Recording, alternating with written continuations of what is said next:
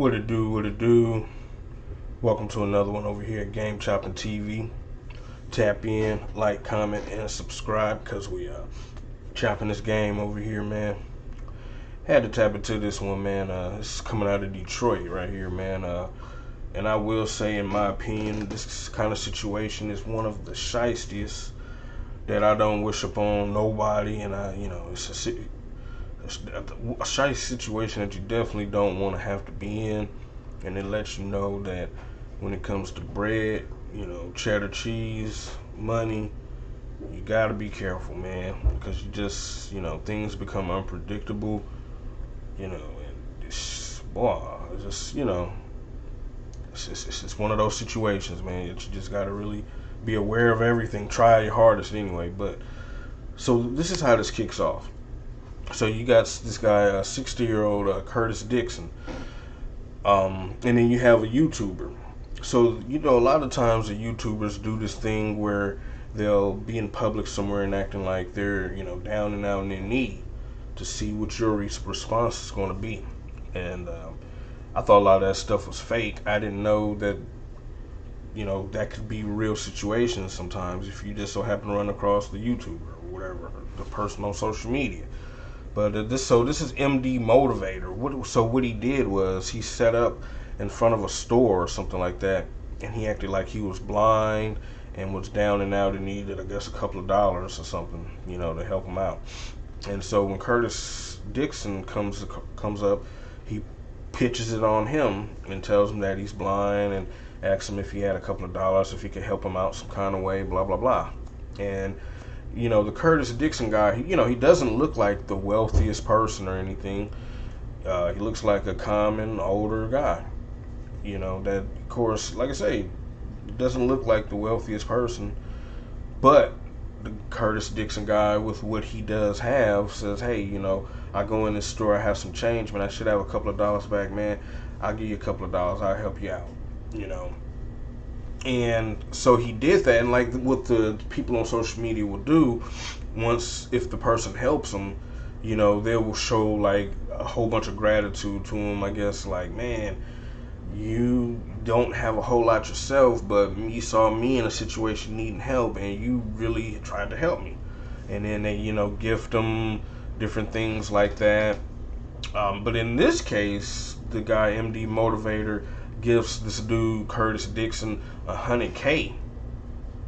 Paid his light bill up for, I don't know, I think it was a year or something like that.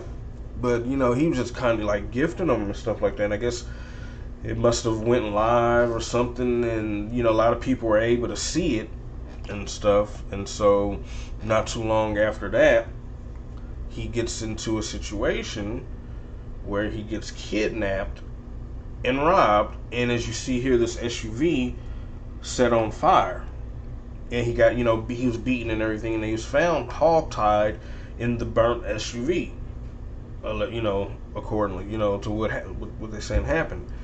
And it's crazy work. It's crazy work, man, because that's messed up alone, right? That's messed up alone. What happened? That somebody saw that he got gifted $100K, then you targeted him.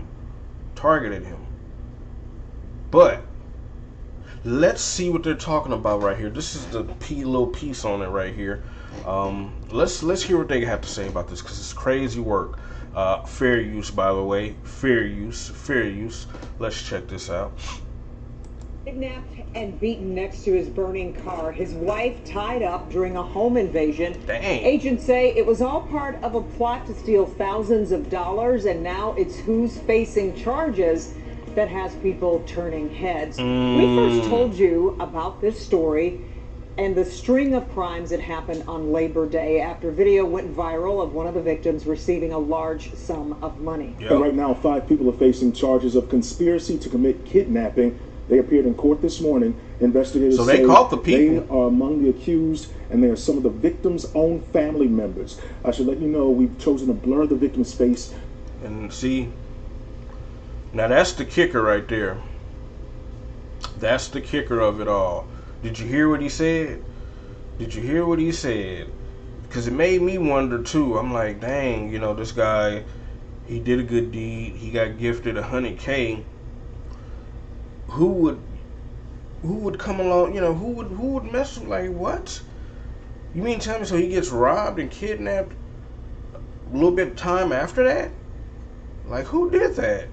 And guess who? Guess who? That's why I say this one is one of the shystiest type of situations. His own family saw that and knew that he had, a couple of dollars from that blessing, and the best thing that they can do, or the best thing that they could think of to do, is to rob their own family member for that little bit of money. How much? Like, how are they going to split that? A couple of thousand a piece, and I guess that'd been just good enough for them, right? Good Lord, man. Since this is an ongoing investigation, it's the viral video of a Detroit man's encounter with a popular social media influencer that had people talking about acts of kindness last month. Oh my God. That same video, according to court documents, had agents with the ATF using it as part of their probe into the kidnapping, beating, and an alleged plot to steal a large sum of money from the Detroiter many called a Good Samaritan. Mm-hmm. Crazy work. Tell me that's not crazy work. This cat right here, he's just somebody, I guess from the area, the community, who heard about what happened, and he's surprised that out of all people, it was his family that did this. And when we talking about family, we're talking about nieces and nephews, stuff like that. That what I'm saying, knew their uncle had this little bit of money and did what they did. This is all shocking. This is all shocking news for me right now. After finding the man's SUV torched on Labor Day, the ATF is now naming 5 suspects in the alleged plot to kidnap, abduct, and hold the man and his wife for cash. Roland Terrell Chapman, the victim's nephew. Lega Lopez Martinez, Aisha Ann Stroman, Daniqua Janice Stroman, who investigators say may also be a relative, and Kenneth Paul Anderson. To find out that his own family got something to do with that, that's heartbreaking, man. Agents say they spent 1 month gathering evidence, which included phone calls between Chapman, his brother who's in jail. Yeah. You heard it. You heard it. Nephews and stuff like that, man. Family, man. Crazy, fool. Instead of them getting out there, and doing their own thing, if they need the bread that bad, need some bread that bad, that's what they went and thought would be a good idea. They thought that would be a good idea. I mean, and that's where, from the start off for me, where I say, this is one of the shystiest of the shystiest, man. Thankfully though, that he's, they didn't unalive him. But basically while they was holding him up at gunpoint and all that, some of the other family members go rush into the actual crib and steal a safe where his wife is at. And all the time, these are his family members doing this. It's not like, a random stick up from some strangers or people who, unrelated. But no, these are people. That's the thing about it. These are people who knew, he had it. And it's strangers who knew he had it. There's strangers out there who knew he had it too. But look who decided to bust a move. His own freaking nephews and family members, cousins or whatever. Family. Setting it up. Like I say, man, that's crazy work, man. Off of his reward that he earned, they plotted on it instead of them, like I say, trying to do their own thing or something. You know what I'm saying? But on the cool, I don't, in a situation, if I was that YouTuber though, I'd hit him off again. But I wouldn't do it on camera and all that. It would be on the low. You know what I'm saying? I wouldn't put him on the spot again. But shoot, I mean, does he need to move out of the area or out of that city and cut, certain people off or something in his family? It's looking like to me, good grief. Like, how can, what can he do? Dang. But if I was that YouTuber though, I'd kick him down one more time, man. And if possible, hell, put him in a crib somewhere outside of Detroit. You know what I'm saying? Outside of the city. A little old 100K crib or something. Which I'm saying, like, that's so easy and, like, I'm just talking, but I mean, but that's the thing about it too, though. In this situations like this, it goes right back to this shirt that I got on. Because this is so real and it's so deep. And that's one of the reasons why it's needed. I got a little bit of medication on the side of my head for a little pimple I got. Never mind that. But that's why things like this is so real. Because look, that's what I said, well, like, what do you have to do? Get him out of his environment? Because this is what happens.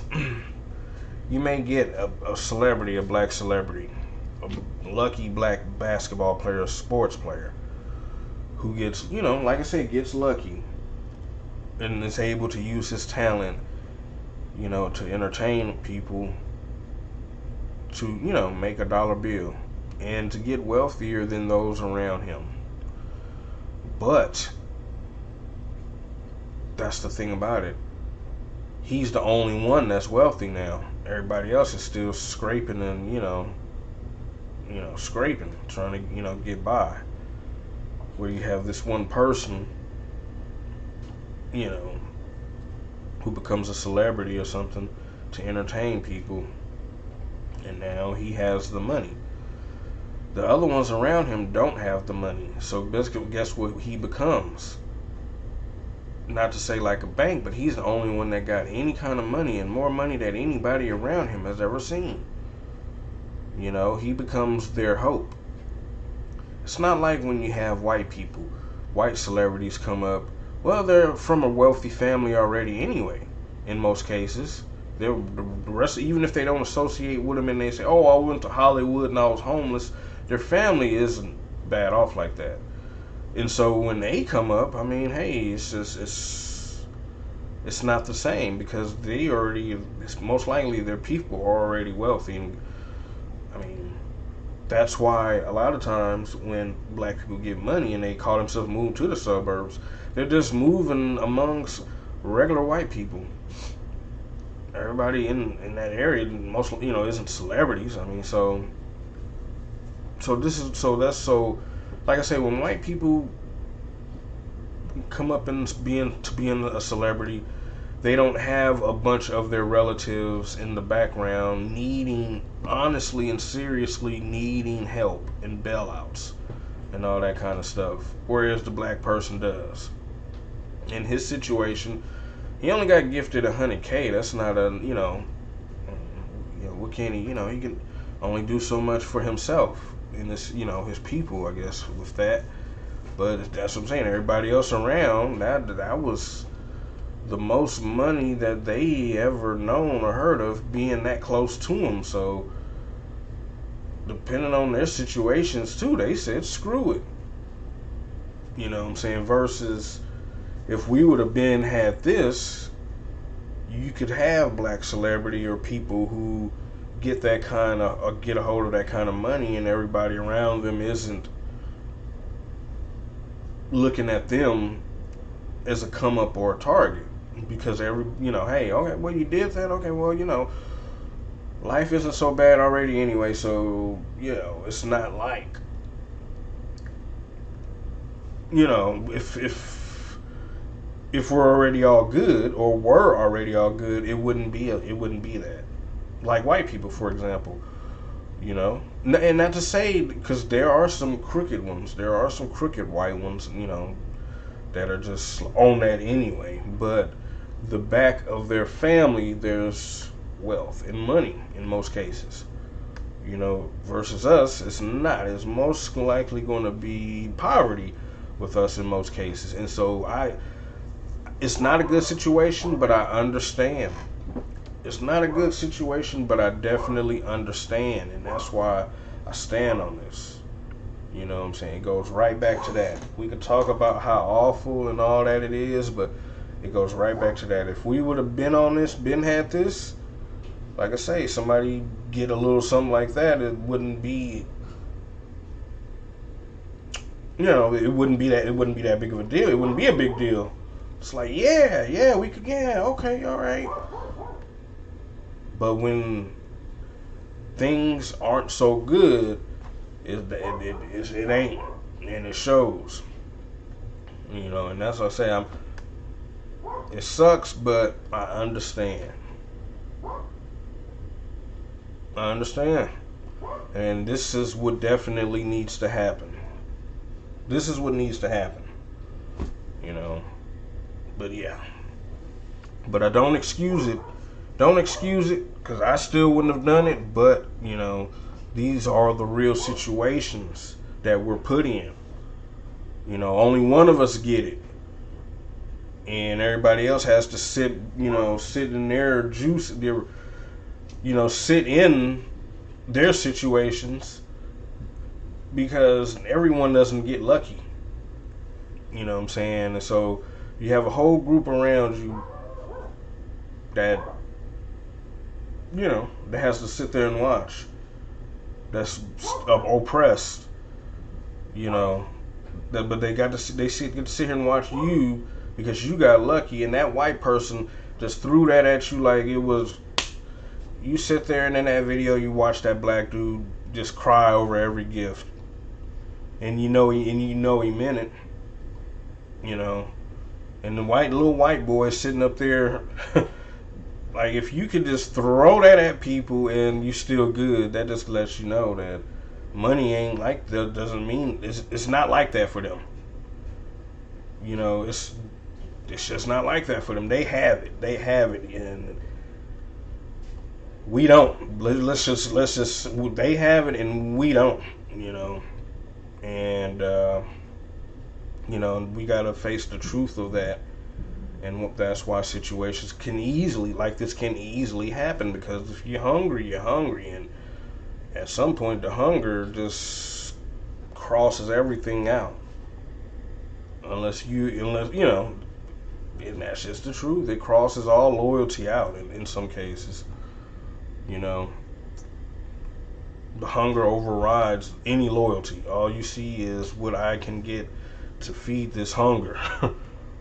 You know, and it's easy access because this person right here got it and I know him. You know, versus everybody got full stomachs like white people.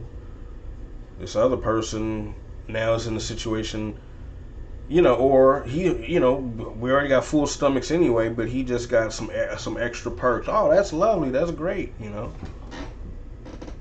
But it's just like, you can't put a steak in front of hungry people and not expect them to try to eat. You know what I'm saying? That's the thing about it. And that's the situation when any time a black person really gets lucky and comes up on money like that, wealth like that. And he's in this environment, you know, with the hungry. You know, but he has a stake now, a big stake. You know, and rightfully so. You know, well, you know, he can't help everybody. He can only help those that he feels is important to him. While the rest of the hungry people have to sit here and watch this steak right in their face. You know what I'm saying? So that's the situation. And white people know it. But they'll act like, oh, it's so horrible. Oh, this is horrible. This you guys. Yeah, you know what? You know what you not. You know what we need. You know what I'm saying? But yeah, man, y'all let me know what y'all think about this. Of course, it's a shicey situation. Like I said, wouldn't wish it upon nobody. Cause sheesh, you would like to be able to trust your family, but they cross people over in different ways every day, all day. It's nothing uncommon, you know. But hey, another one over here at Game Chopping TV, man. Tap in, like, comment, and subscribe, because we chopping this game over here, man.